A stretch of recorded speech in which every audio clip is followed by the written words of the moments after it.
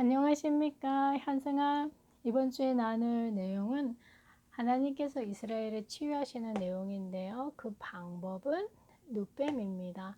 이스라엘은 어떤 문제 때문에 고통스러워하고 있었을까요? 자, 그런데 그 고통에 빠져 있지 않도록 하나님이 룻뱀이라고 하는 답을 주셨지요. 지금도 똑같습니다. 우리에게는 많은 문제가 있을 수 있지요. 내가 잘못해서 문제가 왔으면 고치면 돼요. 그렇게 큰 문제는 되지 않는데 환경적으로 내가 해결할 수 없는 문제들이 올 때는 사람들이 상처를 받잖아요. 하지만 그때도 하나님은 침묵하지 않으십니다. 자, 룻뱀을 통해서 이스라엘을 치유하신 것처럼 우리에게도 그 문제에 빠져 있지 않도록 답을 주시죠. 자, 룻뱀이 무엇일까요? 우리가 스토리를 통해서 확인해 보도록 하겠습니다. 이스라엘은 하나님이 약속하신 가나안 땅에 반드시 들어가야 되잖아요. 그러니까 많은 이스라엘 사람들이 애굽에서 전쟁도 하지 않고 나왔어요. 자, 그래서 주변에 많은 강대국들은 이스라엘이 어떻게 애굽에서 나왔는지 다 알고 있어요. 그러니까 이스라엘이 움직이는 상황들을 유심히 지켜보고 있겠죠. 자, 이때 에돔이라고 하는 나라가 이스라엘이 자신들의 영토 안을 통과해서 가는 것을 허락하지 않았어요. 자, 그리고 그 또한 문제죠.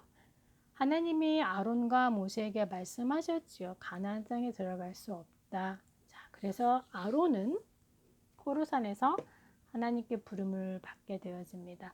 아론의 아들이 대신해서 제사장의 일을 감당하게 되어지는데요. 자, 이때 가나안 왕인 아랏이 이스라엘과 이렇게 전쟁을 하게 됩니다. 문제입니다. 어려움인데 이스라엘이 하나님 앞에 기도하게 되고 하나님이 그 전쟁에서 승리를 주시죠. 자, 그런데 예상치 못한 일이 또 생기게 되는 거예요.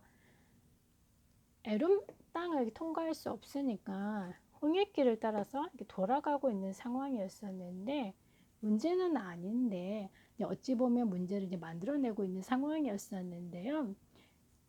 이스라엘에게 있어서 가장 고질적인 병, 그러니까 반복되는 문제 가운데 하나가 인내심이 없는 거예요. 참을성이 없죠. 굉장히 급하죠.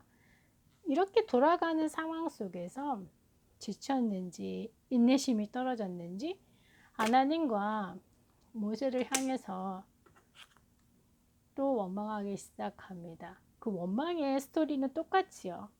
왜 우리를 애굽에서 인도해내서 이렇게 광야에서 고생을 하게 만드는 거야. 여기는 물도 없어. 먹을 것도 없어.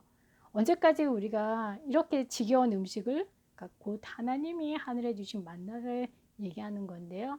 그거 먹기 싫다라고 하는 겁니다. 하나님이 이스라엘의 이제 불신앙, 하나님을 향해서 원망하는 내용을 들으셨죠. 자, 그리고 그곳에 이제 불뱀을 이제 보내시죠. 불뱀이 많은 사람을 이제 물게 된 거예요. 자, 그래서 사람들이 다치기도 하고 죽기도 하고 난리가 났습니다. 자, 이스라엘 사람들 난리가 나야지만이 다시 하나님을 찾지요. 자, 그래서 모세로 하여금 하나님께서 이 불뱀을 없어지도록 모세에게 하나님 앞에 빨리 기도해. 우리가 힘들단 말이야. 라고 얘기를 하게 되어지고 하나님이 이제 모세에게 말씀하시죠. 이스라엘 사람들이 원하는 대로 이 불뱀이 없어진 것이 아니라 자, 그곳에 높은 장대를 만들고 눕뱀을 달라라고 말씀하셨습니다. 그리고 그것을 사람들이 다 볼 수 있도록 높이 들라고 하셨죠.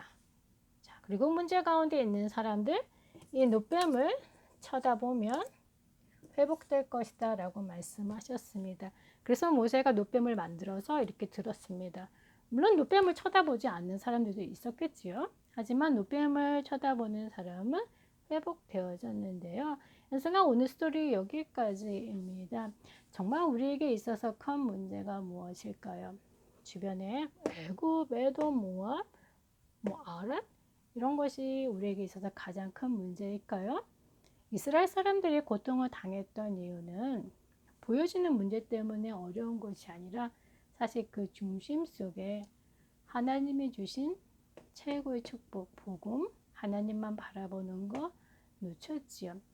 자, 신약 성경에 보면 예수님이 니고데모와 대화하시는 내용 가운데 모세가 광야에서 놋뱀을 든 것처럼 인자도 높이 들려야 하리라 라고 말씀하셨습니다.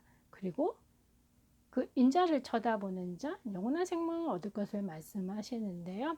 다름 아니라 놋뱀은 십자가에서 흘리신 예수님의 피를 말씀하고 있지요. 우리에게 어떤 문제가 있을까요? 내가 해결할 수 없는 문제라고 하면 십자가 밑에 내려놓으시면 됩니다. 그러면 그것으로 끝나지 않고 부활의 주님이 우리와 함께 하시죠.